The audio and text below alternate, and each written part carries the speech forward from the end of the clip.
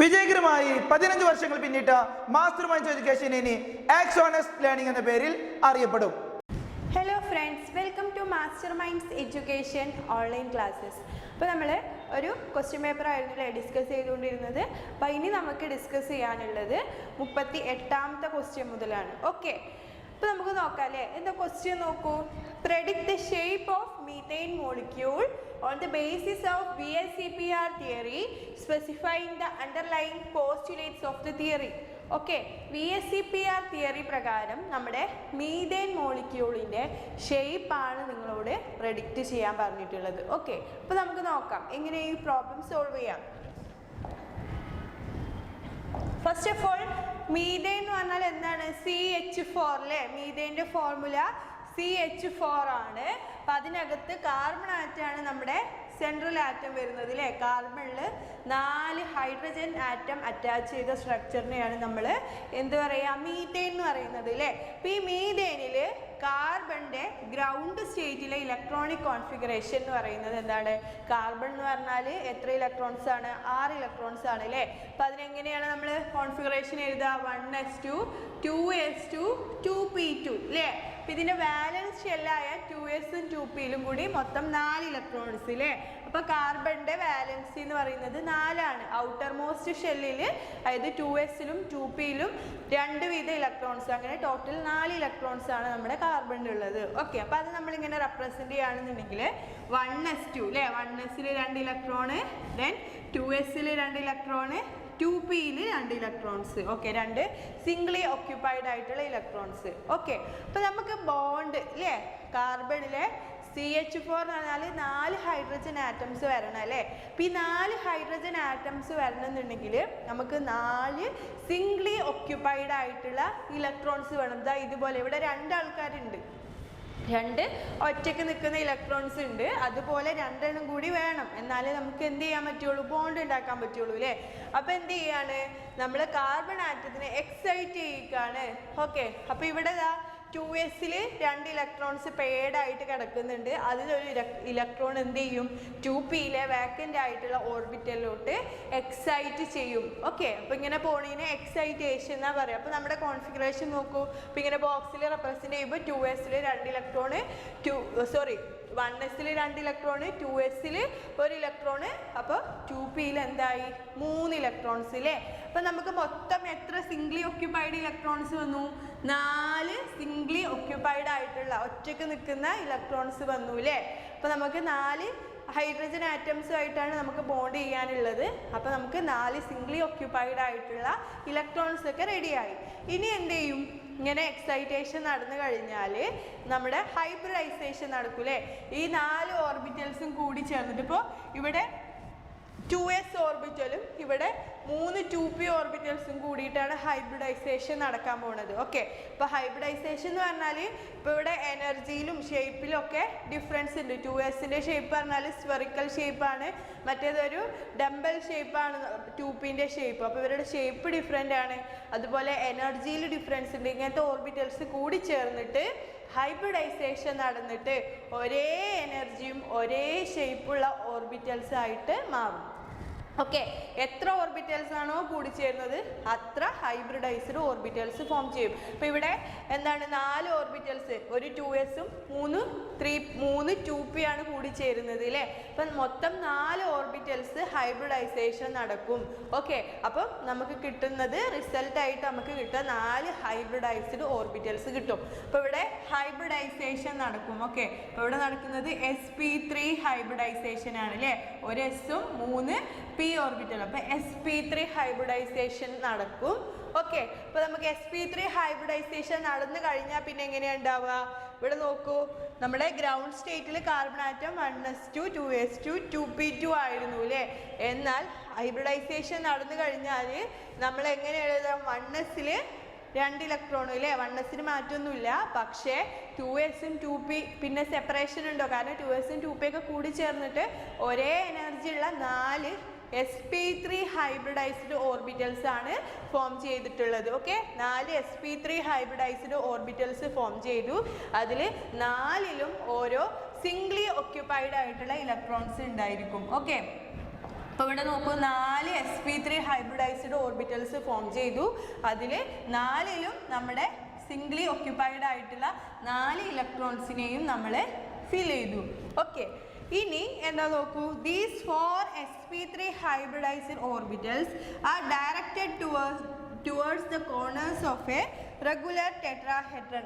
നിങ്ങൾക്ക് അറിയാലേ VSEPR theory പ്രകാരം നമ്മുടെ ബോണ്ട് പെയേഴ്സും ലോൺ പെയേഴ്സും ഒക്കെ മാക്സിമം റിപ്പൽഷൻ കുറഞ്ഞ രീതിയിലാണ് അറേഞ്ച് ചെയ്യുക അല്ലേ. ഇപ്പം 4 ബോണ്ട് പെയേഴ്സ് ഉണ്ടെങ്കിൽ അതിൻ്റെ സ്ട്രക്ചർ എന്ന് പറയുന്നത് ടെട്രാഹെഡ്രൽ ആണ് നമ്മൾ പഠിച്ചിട്ടുണ്ട് അല്ലേ. അപ്പോൾ ഇവിടെ 4 ബോണ്ട് പെയേഴ്സ് അല്ലേ ഉണ്ടാവുക, 4 sp3 ഹൈബ്രിഡൈസ്ഡ് ഓർബിറ്റൽസ് ആണ് കാർബണിന് ചുറ്റുമുള്ളത് അല്ലേ. അപ്പോൾ കാർബണിന് ചുറ്റും 4 sp3 ഹൈബ്രിഡൈസ്ഡ് ഓർബിറ്റൽസ് അത് എങ്ങനെയാണ് നിൽക്കുക, ഒരു ടെട്രാഹെഡ്രൽ ഷേപ്പിലാണ് കാർബണിന് ചുറ്റും അറേഞ്ച് ചെയ്ത് നിൽക്കുക. അതിലൊക്കെ എന്തുണ്ടാവും, ഒരു സിംഗ്ലി ഒക്യുപ്പൈഡ് ആയിട്ടുള്ള ഇലക്ട്രോൺസ് ഉണ്ടായിരിക്കും, സിംഗ്ലി ഒക്യുപ്പൈഡ് ഇലക്ട്രോൺസ് ഉണ്ടായിരിക്കും. Okay, these hybridised orbitals then form bond with the 1s orbital of hydrogen atom to give a methane molecule. Okay, അതായത് ഇപ്പം നമ്മുടെ കാർബണേ ആയിട്ടുള്ളൂ, കാർബണ് ബോണ്ട് ഹൈഡ്രജനായിട്ട് ബോണ്ട് ചെയ്യാൻ റെഡി ആയിട്ട് നിൽക്കുകയാണ്. ഇപ്പം നമ്മൾ ഹൈഡ്രജൻ എന്ത് ചെയ്യും, 1s ഓർബിറ്റലിൽ ഹൈഡ്രജൻ്റെ ഒറ്റ ഇലക്ട്രോണേ ഉള്ളൂ. അപ്പോൾ ആ 1s ഓർബിറ്റലിൽ ഒരു ഇലക്ട്രോൺ ഉണ്ട്, ആ ഇലക്ട്രോണും കൊണ്ട് എന്ത് ചെയ്യും, ഓരോ ഹൈഡ്രജനും അല്ലേ, ഇവിടെ ഒരു ഹൈഡ്രജൻ വരും, 1s പറഞ്ഞാൽ എന്താണ് സ്ഫെറിക്കൽ ഷേപ്പിൽ ഓർബിറ്റലാണ്. അപ്പോൾ ഇവിടെ വന്നുകൊണ്ട് ബോണ്ട് ചെയ്യും. അതുപോലെ ഇവിടെ അടുത്ത sp3 ഹൈബ്രിഡൈസ്ഡ് ഓർബിറ്റലിൽ വന്നിട്ട് ഒരു ഇലക്ട്രോണിനെ കൊടുത്തിട്ട് അവരെ ബോണ്ട് ഫോം ചെയ്യും. അടുത്ത കാർബണിലെ sp3 ഓർബിറ്റലിൽ അങ്ങനെ 4 sp3 ഓർബിറ്റലിലും പോയിട്ട് കാർബണും ഹൈഡ്രജനും എന്ത് ചെയ്യും, ബോണ്ട് ഫോം ചെയ്യും. ഓക്കെ, അപ്പം ഇങ്ങനെയാണ് നമ്മുടെ എന്ത് ചെയ്യുന്നത്, മീഥൈൻ മോളിക്യൂളിൻ്റെ ഷേപ്പ് പറയുന്നത്. അപ്പോൾ ഇതിൻ്റെ ഷേപ്പ് എന്ന് പറയുന്നത് എന്താണ്, ടെട്രാഹെഡ്രൽ ഷേപ്പാണ്. ഓക്കെ അല്ലേ. അപ്പോൾ അതിൻ്റെ ഹൈബ്രിഡൈസേഷൻ എന്ന് പറയുന്നത് sp3 ഹൈബ്രിഡൈസേഷൻ ആണ്. അപ്പോൾ ഫസ്റ്റ് ഗ്രൗണ്ട് സ്റ്റേറ്റിലെ കാർബണിൻ്റെ ഇലക്ട്രോണിക് കോൺഫിഗറേഷൻ ഇങ്ങനെ കോളം വരച്ചിട്ട് നമ്മൾ റെപ്രസെൻ്റ് ചെയ്യുക. ദെൻ പിന്നെ നമുക്ക് എത്ര ഓർബിറ്റൽസ് വേണം നോക്കുക, അതിനനുസരിച്ചിട്ട് എക്സൈറ്റേഷൻ നടത്തുക, ദെൻ ഹൈബ്രിഡൈസേഷൻ നടത്തുക. ഹൈബ്രിഡൈസേഷൻ നടന്നാൽ സ്ട്രക്ചർ എന്താണെന്നുള്ളത് വരയ്ക്കുക. ഓക്കെ, ഇനി നമുക്ക് അടുത്ത ക്വസ്റ്റ്യനിലോട്ട് പോവാം.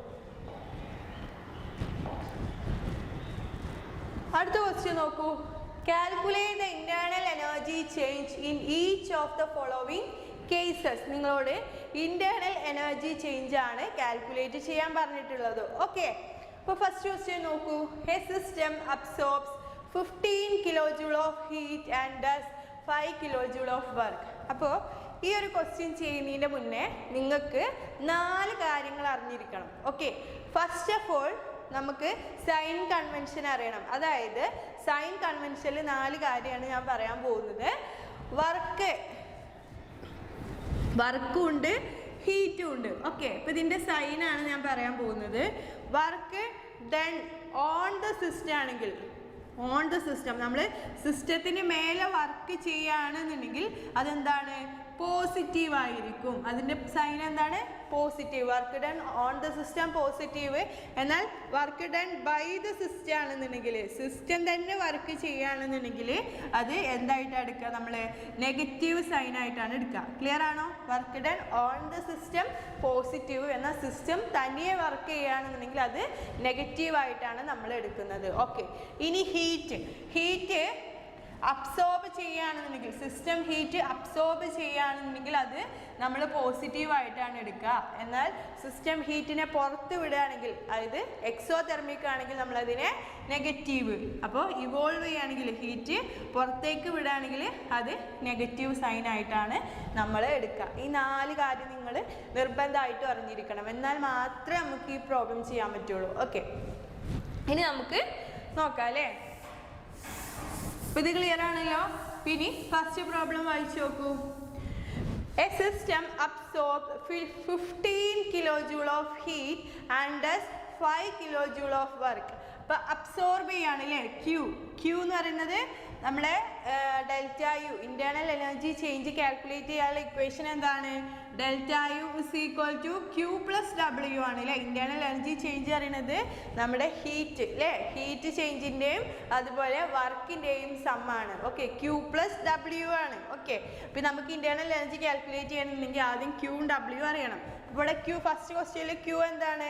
Absorb 15 kilo joule. System absorb ചെയ്യാണ്.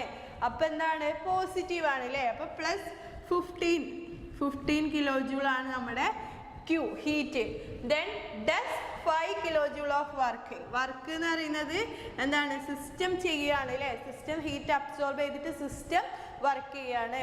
അപ്പോൾ 5 കിലോ ജൂൾ പറയുമ്പോൾ -5 കിലോ ജൂൾ അല്ലേ? Work done by the system ആണ്. അപ്പോൾ ഡെൽറ്റ യു എന്ന് പറയുന്നത് എന്താണ്? Q പ്ലസ് W അല്ലേ?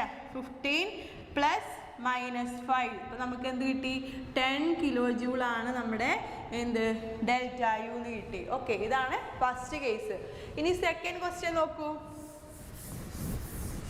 സെക്കൻഡ് ക്വസ്റ്റ്യൻ എന്ന് പറയുന്നത് 5 kilo joule of work is done on the system. Okay, ഇപ്പൊ W എന്ന് പറയുന്നത് ഡൺ ഓൺ ദ സിസ്റ്റം ആണ്. ഓൺ ദ സിസ്റ്റം എന്ന് പറഞ്ഞാൽ പോസിറ്റീവ് ആയിരിക്കും അല്ലേ? അപ്പോൾ 5 കിലോ ജൂൾ ആണ് വർക്ക്. അതുപോലെ Q എന്താണ്? Q എന്ന് പറയുന്നത് and 15 kilo joule of heat is given out അല്ലേ? Given out by the system. അപ്പോൾ 15 കിലോ ജൂൾ എന്താണ്? ഹീറ്റ് സിസ്റ്റം പുറത്തേക്ക് വിടുകയാണ്. അപ്പോൾ പുറത്തേക്ക് വിടുന്ന ഹീറ്റ് നമ്മൾ നെഗറ്റീവ് സൈൻ ആയിട്ടാണ് എടുക്കുന്നത് അല്ലേ? ഓക്കെ, ഇനി ജസ്റ്റ് എന്ത് ചെയ്താൽ മതി? സം ചെയ്താൽ മതി അല്ലേ? Delta U is equal to Q plus W. Q എന്ന് പറയുന്നത് -15, W എന്ന് പറയുന്നത് 5. അപ്പോൾ നമ്മുടെ ആൻസർ പറയുന്നത് -10 കിലോ ജൂൾ. ഓക്കെ, നേരത്തെ നമുക്ക് 10 കിലോ ജൂൾ കിട്ടി. ഇപ്പോൾ നമ്മുടെ ആൻസർ -10 കിലോ ജൂൾ ആണ് നമ്മുടെ ഇൻറ്റേർണൽ എനർജി ചേഞ്ച്. ഓക്കെ, ഇനി നെക്സ്റ്റ് ക്വസ്റ്റ്യൻ നോക്കാം.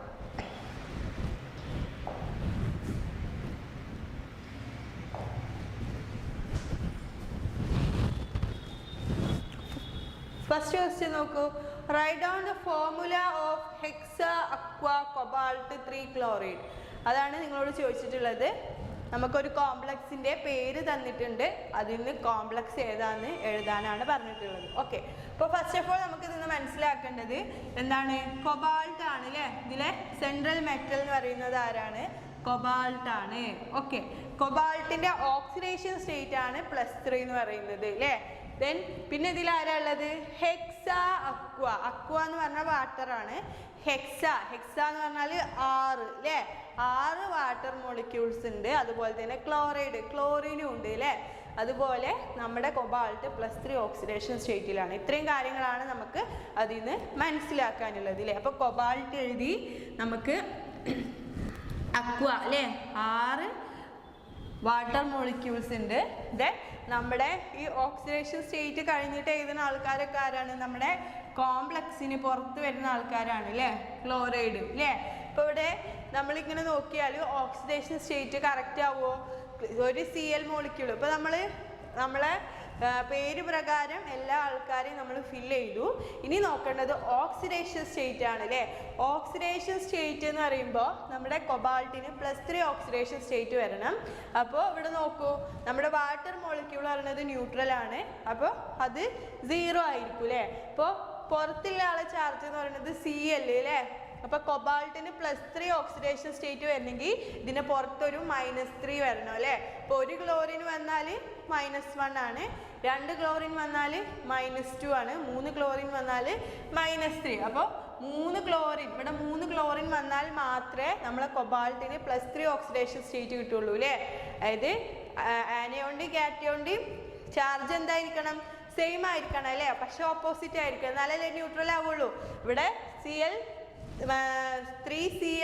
ഉണ്ടെങ്കിൽ മാത്രമേ ഇവിടെ കൊബാൾട്ടിന് +3 ഓക്സിഡേഷൻ സ്റ്റേറ്റ് വരുള്ളൂ. ഇവിടെ 2 Cl ആണെങ്കിൽ +2 ആയിരിക്കും. ഇവിടെ 1 Cl ആണെങ്കിൽ കൊബാൾട്ടിന് +1 ഓക്സിഡേഷൻ സ്റ്റേറ്റ് ആയിരിക്കും ഉണ്ടായിരിക്കുക. അപ്പോൾ നമ്മൾ Cl എത്ര ഉണ്ട് നോക്കണം. എങ്ങനെയാണ്? കൊബാൾട്ടിൻ്റെ ഓക്സിഡേഷൻ സ്റ്റേറ്റ് ഏതാണ് നോക്കിയിട്ട് വേണം നമ്മൾ Cl എത്ര ഉണ്ടെന്ന് കൊടുക്കാൻ അല്ലേ? അപ്പോൾ ഇവിടെ ക്ലോറൈഡ് എന്നുള്ളത് ഇവിടെ 2 Cl ആണെങ്കിലും ക്ലോറൈഡ് എന്നാണ് പറയുക, 3 Cl ആണെങ്കിലും നമ്മൾ ക്ലോറൈഡ് എന്ന് തന്നെ പറയാം. ഓക്കെ, അപ്പോൾ ഈ കോർഡിനേഷൻ സ്ഫിയറിൻ്റെ പുറത്തുള്ള ആളെ നമ്മൾ ഓക്സിഡേഷൻ സ്റ്റേറ്റ് കഴിഞ്ഞിട്ടാണ് നമ്മൾ എന്ത് ചെയ്യുക? നെയിം ചെയ്യുക. അപ്പോൾ അതിൻ്റെ എണ്ണം അവിടെ മെൻഷൻ ചെയ്യൂല. അപ്പോൾ നമ്മൾ ഓക്സിഡേഷൻ സ്റ്റേറ്റിനനുസരിച്ചിട്ട് വേണം അതിനെ ആഡ് ചെയ്ത് കൊടുക്കാൻ. ഓക്കെ, അപ്പോൾ ഇതാണ് നമ്മുടെ complex hexa aqua cobalt 3 chloride. ഇനി അടുത്ത ക്വസ്റ്റ്യൻ നോക്കൂ. What is mean by inner orbital complex? Explain with the help of an example. എന്താണ് ഇന്നർ ഓർബിറ്റൽ കോംപ്ലക്സ് എന്ന് അതിന് ഒരു എക്സാമ്പിൾ വെച്ചിട്ട് നിങ്ങളോട് എക്സ്പ്ലെയിൻ ചെയ്യാനാണ് ചോദിച്ചിട്ടുള്ളത്. ഓക്കെ, ഇതൊക്കെ 3 മാർക്ക് ക്വസ്റ്റ്യൻ ആണ് കേട്ടോ. ഓക്കെ, അപ്പോൾ നമുക്ക് നോക്കാം. Inner orbital complexes are a type of coordination compound where the central metal ion uses its n-1d orbital for bonding with ligands. നമ്മൾ പറഞ്ഞിട്ടുണ്ട് കോർഡിനേഷൻ അല്ലേ, കോർഡിനേഷൻ എന്ന ചാപ്റ്ററിൽ നമുക്ക് എന്ത് പഠിക്കാനുണ്ട്, കോർഡിനേഷൻ കോമ്പൗണ്ട്സിനെ കുറിച്ച് പഠിക്കാനുണ്ട്. അപ്പോൾ ഈ കോർഡിനേഷൻ കോമ്പൗണ്ട്സ് എന്ന് പറഞ്ഞാൽ അവിടെ ഒരു സെൻട്രൽ മെറ്റൽ ആറ്റം ഉണ്ടായിരിക്കും അല്ലേ, സെൻട്രലിൽ ഒരു മെറ്റൽ ആറ്റം. ഇപ്പോൾ ഇവിടെ നോക്കൂ, ഇവിടെ കൊബാൾട്ട്, ഇത് എന്താണ് ലിഗാൻസ്, സെൻട്രൽ മെറ്റൽ ആറ്റം ഉണ്ടായിരിക്കും, അതിനോട് കുറേ ലിഗാൻസും കണക്ട് ചെയ്തിട്ടുണ്ടാവും അല്ലേ. അപ്പോൾ ഈ ഒരു സ്ട്രക്ചറിനെയാണ് നമ്മൾ കോർഡിനേഷൻ കോമ്പൗണ്ട്സ് അല്ലേ, ഇങ്ങനെ ഒരു സ്ട്രക്ചർ വരുന്ന കോമ്പൗണ്ട്സിനെയാണ് സെൻട്രൽ മെറ്റൽ ആറ്റം ലിഗാൻസ് ഉള്ള കോമ്പൗണ്ട്സിനെയാണ് നമ്മൾ കോർഡിനേഷൻ മോളിക്യൂൾ അല്ലേ, കോർഡിനേഷൻ കോമ്പൗണ്ട്സ് എന്ന് പറയുന്നത്. ഓക്കെ, അപ്പോൾ ഈ കോർഡിനേഷൻ കോമ്പൗണ്ട്സിനകത്ത് നമ്മുടെ മെറ്റൽ ആറ്റം ഉണ്ടെന്ന് പറഞ്ഞില്ലേ, ഈ സെൻട്രൽ മെറ്റൽ ആറ്റം അതിൻ്റെ ഇന്നർ ഡി ഓർബിറ്റൽസ് ആണ് ലിഗാൻസുമായിട്ട് ബോണ്ട് ചെയ്യാൻ ഉപയോഗിച്ചതെങ്കിൽ അതിനെയാണ് നമ്മൾ ഇന്നർ ഓർബിറ്റൽ കോംപ്ലക്സ് എന്ന് പറയുന്നത്. ഇന്നർ ഓർബിറ്റൽ എന്ന് പറഞ്ഞാൽ, ഇന്നർ പറഞ്ഞാൽ അതായത് ഉള്ളിലുള്ള ഓർബിറ്റൽസിനെയാണ് മെറ്റൽ ലിഗാൻഡുമായിട്ട് ബോണ്ട് ചെയ്യാൻ യൂസ് ചെയ്തിട്ടുള്ളത്. ഓക്കെ, അപ്പോൾ അതിനെയാണ് നമ്മൾ ഇന്നർ ഓർബിറ്റൽ കോംപ്ലക്സ് എന്ന് പറയുന്നത്. n-1d എന്ന് പറഞ്ഞാൽ ഉള്ളിലുള്ള ഡി ഓർബിറ്റൽസ്. ഓക്കെ, അപ്പോൾ ഇനി നമുക്കൊരു എക്സാമ്പിൾ പറയുമ്പോൾ നിങ്ങൾക്ക് കൂടുതൽ ക്ലിയർ ആവും. ഓക്കെ, ഇത് നോക്കൂ, നിക്കൽ Cn 4 times 2-. ഇതൊരു ഇന്നർ ഓർബിറ്റൽ കോംപ്ലക്സിന് എക്സാമ്പിൾ ആണ്. ഓക്കെ, അപ്പോൾ ഇവിടെ നോക്കൂ, ഇപ്പോൾ ഇവിടെ നിക്കൽ അല്ലേ, ഫസ്റ്റ് നമ്മൾ നോക്കുക നിക്കൽ ഗ്രൗണ്ട് സ്റ്റേറ്റിൽ, അതായത് വേറെ കോമ്പൗണ്ട്സ് വേറെ ലിഗാൻസ് ഒന്നുമായിട്ട് ബോണ്ട് ചെയ്യുന്നതിന് മുന്നേ നമ്മൾ നിക്കൽ ഒറ്റയ്ക്ക് നിൽക്കുന്ന സമയത്ത് നിക്കലിൻ്റെ ഇലക്ട്രോണിക് കോൺഫിഗറേഷൻ എന്താ, 3d8 ആണ് അല്ലേ നിക്കൽ, 3d8 4s2 അല്ലേ. അപ്പോൾ 3d8 4s2 ആണ് നമ്മുടെ നിക്കലിൻ്റെ ഇലക്ട്രോണിക് കോൺഫിഗറേഷൻ വരുന്നത്. അപ്പോൾ നമ്മളിങ്ങനെ ഒരു പെട്ടി വരച്ചിട്ട് എങ്ങനെ എഴുതുക, 3d8 അല്ലേ, ഇതിൽ 8 ആൾക്കാരെ ഫില്ല് ചെയ്തു, 4s2, 4p എന്താണ് വേക്കൻ്റ് ആയിട്ട് കിടക്കുകയാണ്. ഓക്കെ, ഇനി അടുത്ത നമ്മൾ നോക്കുന്നത് ഇതിൽ നിക്കലിൻ്റെ ഓക്സിഡേഷൻ സ്റ്റേറ്റ് എന്താണെന്നാണ്. ഓക്കെ, അപ്പോൾ ഇവിടെ നോക്കൂ, ഇവിടെ Cnൻ്റെ ചാർജ് -1 ആണ്. അപ്പോൾ ഇവിടെ 4 Cn ഉണ്ട് അല്ലേ, അപ്പം 4 -4 ഉണ്ടാവും അല്ലേ. ദെൻ ഇവിടെ 2 പുറത്തുണ്ട്, അപ്പോൾ -4ഉം 2 കൂടുമ്പോൾ എന്താണ്, അല്ലെങ്കിൽ നിങ്ങൾക്ക് ഇങ്ങനെ കാൽക്കുലേറ്റ് ചെയ്യാൻ ബുദ്ധിമുട്ടുണ്ടെങ്കിൽ നിങ്ങൾ ഇങ്ങനെ ചെയ്തോ, നിക്കലിൻ്റെത് x ഇട്ടു, ഇതിൻ്റെത് എന്താണ് x+4 × -1 അല്ലേ, അപ്പം -4 = -2 വരും. ദെൻ അപ്പോൾ എക്സിൻ്റെത് എന്താണ്, എക്സ് മാത്രം കാൽക്കുലേറ്റ് ചെയ്തിട്ടുണ്ടെങ്കിൽ 4 ഇങ്ങോട്ട് പോകില്ലേ, അപ്പം -2 + 4, അപ്പോൾ നമുക്ക് +2 എന്നാണ് ഇതിൻ്റെ ഓക്സിഡേഷൻ സ്റ്റേറ്റ് കിട്ടുക. ഓക്കെ, അപ്പോൾ +2 ആണ് നമ്മുടെ നിക്കൽ +2 ഓക്സിഡേഷൻ സ്റ്റേറ്റിലാണ് നിൽക്കുന്നത്. അപ്പോൾ നിക്കലിൻ്റെ +2 ഓക്സിഡേഷൻ സ്റ്റേറ്റ് എന്ന് പറഞ്ഞാൽ നിക്കലിൽ നിന്ന് 2 ഇലക്ട്രോൺസിനെ നഷ്ടപ്പെട്ടു അല്ലേ. അപ്പോൾ അത് എവിടുന്നാണ് പോവുക, 4s എന്നാണ് ഇലക്ട്രോൺസ് നഷ്ടപ്പെടുന്നത്. ഓക്കെ, അപ്പോൾ 4sലെ ഇലക്ട്രോൺസ് പോയി, ബാക്കി 3dയിൽ 8 ഇലക്ട്രോൺസ് ഉള്ളൂ. Okay, 3d8 4s 0. ഇനി അടുത്ത സ്റ്റെപ്പിൽ നമ്മൾ നോക്കാൻ പോകുന്നത് എന്താണ്, നമ്മുടെ നിക്കൽ 2+ ആരാണ് വരുന്നത്, 4 Cn മോളിക്യൂൾസ് വരികയാണ് അല്ലേ. 4 Cn മോളിക്യൂൾസ് വരുമ്പോൾ അവിടെ Cn എന്ന് പറയുന്നത് എന്താണ്, സ്ട്രോങ് ഫീൽഡ് ആയിട്ടുള്ള ലിഗാൻഡ് ആണ്, സ്ട്രോങ് ആയിട്ടുള്ള ആൾക്കാരാണ്. അപ്പോൾ ഇവർക്ക് എന്ത് ചെയ്യാൻ പറ്റും, ഒറ്റയ്ക്ക് നിൽക്കുന്ന ഇലക്ട്രോൺസിനൊക്കെ പെയർ ചെയ്തിട്ട് എന്ത് ചെയ്യാൻ പറ്റും, വാക്കൻ്റ് ആയിട്ടുള്ള ഡി ഓർബിറ്റൽസ് ഉണ്ടാക്കാൻ പറ്റും. ഓക്കെ, അപ്പോൾ ഇവിടെ നോക്കൂ, ഇവിടെ 2 ഇലക്ട്രോൺസ് ഒറ്റയ്ക്ക് നിൽക്കുന്നുണ്ട് അല്ലേ. അപ്പോൾ എന്ത് ചെയ്യും, നമ്മുടെ Cn വന്നിട്ട്, Cn പറയുന്നത് ഒരു സ്ട്രോങ് ഫീൽഡ് ലിഗാൻഡ് ആണ്. സ്ട്രോങ് ഫീൽഡ് ലിഗാൻഡ്സ് ആണെന്നുണ്ടെങ്കിൽ അവരെന്ത് ചെയ്യും, ഇയാളെ ഇവിടെ നിന്ന് മാറ്റിയിട്ട് ഇയാളായിട്ട് പെയർ ചെയ്യും അല്ലേ. ബാക്കി ഒരു ഓർബിറ്റൽ എന്തുണ്ട്, ഫ്രീ ആയിട്ട് കിട്ടിയില്ലേ. അപ്പോൾ നമുക്ക് നോക്കൂ, ഇവിടെ Cn വന്നതോടുകൂടി ഇവിടെ പെയറിങ് നടന്നു. ഇവിടെ ഒറ്റയ്ക്ക് നിന്നീന് ഇലക്ട്രോൺ എന്ത് ചെയ്തു, ഇങ്ങോട്ട് വന്നു, പെയറിങ് നടന്നു അല്ലേ. അപ്പോൾ നമുക്കൊരു വാക്കൻ്റ് ആയിട്ടുള്ള ഒരു ഡി ഓർബിറ്റൽ കിട്ടി അല്ലേ. പിന്നെ ബാക്കി 4sഉം പിന്നെ 4pയും എത്ര Cn വരുന്നുണ്ട്, 4 Cn ആണ് വരുന്നത്. അപ്പോൾ നമുക്ക് വേണ്ട എത്ര ഓർബിറ്റൽസ് എടുക്കാം. അപ്പോൾ ഇവിടെ ഇന്നർ ഓർബിറ്റൽ ആയിട്ടുള്ള ഡി ഓർബിറ്റൽ യൂസ് ചെയ്യുന്നുണ്ട് അല്ലേ. പിന്നെ 4s 2 4p ഓർബിറ്റൽസും യൂസ് ചെയ്യുന്നുണ്ട് അല്ലേ. ഇതിലൊക്കെ നമ്മുടെ CN എന്ത് ചെയ്യും, 2 ഇലക്ട്രോൺസിനെ വീതം നൽകിയിട്ട് മെറ്റലുമായിട്ട് എന്ത് ചെയ്യും, ബോണ്ട് ഫോം ചെയ്യും. ഓക്കെ, അപ്പോൾ ഇവിടെ നോക്കൂ, ഇവിടെ ഇതിൻ്റെ ഹൈബ്രിഡൈസേഷൻ വരുന്നത് DsP2 ഹൈബ്രിഡൈസേഷൻ ആണ് വരുന്നത്. ഒരു D ഓർബിറ്റൽ, ഒരു S ഓർബിറ്റൽ, 2 P ഓർബിറ്റൽസ് കൂടി ചേർന്നിട്ടാണ് ഹൈബ്രിഡൈസേഷൻ നടന്നത്. ഇങ്ങനത്തെ കോംപ്ലക്സിനെയാണ് നമ്മൾ ഇന്നർ ഓർബിറ്റൽ കോംപ്ലക്സ് എന്ന് പറയുന്നത്. ഓക്കെ, ഇന്നർ ഓർബിറ്റൽ കോംപ്ലക്സിൽ എന്താ നടന്നത്, ഇവിടെ CN വന്നതുകൊണ്ട് CN സ്ട്രോങ് ഫീൽഡ് ലിഗാൻഡ് ആയതുകൊണ്ട് എന്ത് ചെയ്തു, പെയർ ചെയ്തപ്പോൾ ഇന്നർ D ഓർബിറ്റൽസ് ഫ്രീ ആയി അല്ലേ. ഒരു D ഓർബിറ്റൽ കിട്ടി, അതും ബാക്കി ഔട്ടർ ഓർബിറ്റൽസും വെച്ചിട്ട് എന്ത് ചെയ്തു, ബോണ്ടിങ് നടത്തിയില്ലേ. അപ്പോൾ ഇവിടെ ഇന്നർ ഓർബിറ്റൽസ് ആണ് യൂസ് ചെയ്തെങ്കിൽ അതിനെയാണ് നമ്മൾ ഇന്നർ ഓർബിറ്റൽ കോംപ്ലക്സ് എന്ന് പറയുന്നത്. ഓക്കെ, പിന്നെ വീക്ക് ഫീൽഡ് ലിഗാൻഡ് ആണ് വരുന്നതെങ്കിൽ അവർക്ക് പെയർ ചെയ്യാനുള്ള കഴിവൊന്നും ഉണ്ടായിരിക്കില്ല. അപ്പോൾ അവരെന്ത് ചെയ്യും, നേരെ പോയി 4sഉം 4pയൊക്കെയാണ് യൂസ് ചെയ്യുക. ഓക്കെ, അപ്പോൾ അവരെ നമ്മൾ ഔട്ടർ ഓർബിറ്റൽ കോംപ്ലക്സ് എന്നാണ് പറയുന്നത്. ഓക്കെ, അവർക്ക് പെയറിംഗ് അപ്പിനുള്ള കഴിവ് ഉണ്ടായിരിക്കില്ല. അപ്പോൾ അവർ നേരെ പോയി വാക്കൻ്റ് ആയിട്ടുള്ള ഓർബിറ്റലിൽ പോയി ബോണ്ട് ഉണ്ടാക്കും. ഓക്കെ, അപ്പോൾ അതിനെ നമ്മൾ ഔട്ടർ ഓർബിറ്റൽ കോംപ്ലക്സ് എന്നാണ് വിളിക്കുന്നത്. ഓക്കെ, അപ്പോൾ ഇത്രയും കാര്യങ്ങളാണ് നമ്മൾ ഈ ഒരു വീഡിയോയിൽ ഡിസ്കസ് ചെയ്തത്. ബാക്കി നമുക്ക് അടുത്ത വീഡിയോയിൽ ഡിസ്കസ് ചെയ്യാം. Okay, thank you.